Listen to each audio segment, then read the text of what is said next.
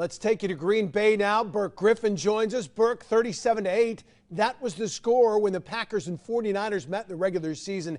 That's why this game is in San Francisco. Why will things be different this time around? Well, I think a couple of factors. That one got out of hand in a hurry. Not only did Aaron Rodgers have his only fumble this year on that opening drive, he was sacked 5 times, which was the most this entire season. The Packers then, if you remember, had 3 3-and-outs in a row and then a turnover on downs. They were basically punched in the face before they ever even knew what hit them, and that game was over before it started. Now, Green Bay hasn't lost since, and they've definitely gotten better. Their offensive game plan tweaked a little bit, and you'll see definitely more consistency come Sunday. Burke, I thought everybody in Wisconsin drank beer. Aaron Rodgers said he was going to have a scotch after they beat the Seahawks. Is that the secret to seemingly not aging? Well, you know what? He doesn't do dairy anymore either, and we know cheese is a big thing right here in our state of Wisconsin. So I think it's his way of saying that he's a little bit more refined in how he entertains himself after the ballgame. That 49ers defense really amped up the pressure on the Vikings and Kirk Cousins.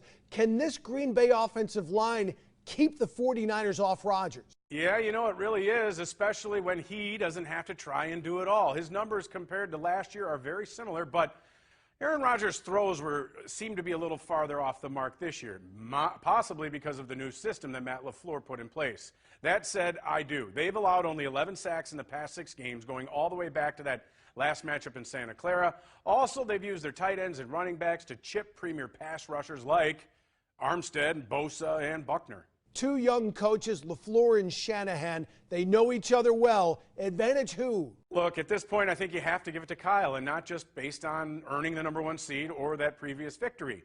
He's been around the NFL his entire life and in the league for the past 15 years. A decade and a half ago, Matt LaFleur was the backup quarterback for the Billings Outlaws in the IFL.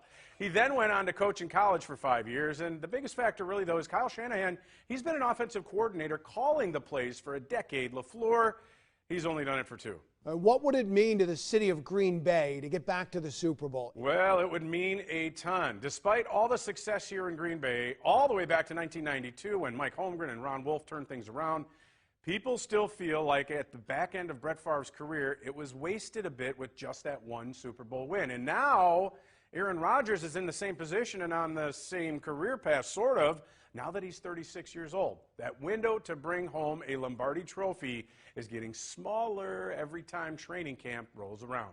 Is there a city in the NFL that has a stronger bond between its team and the fans?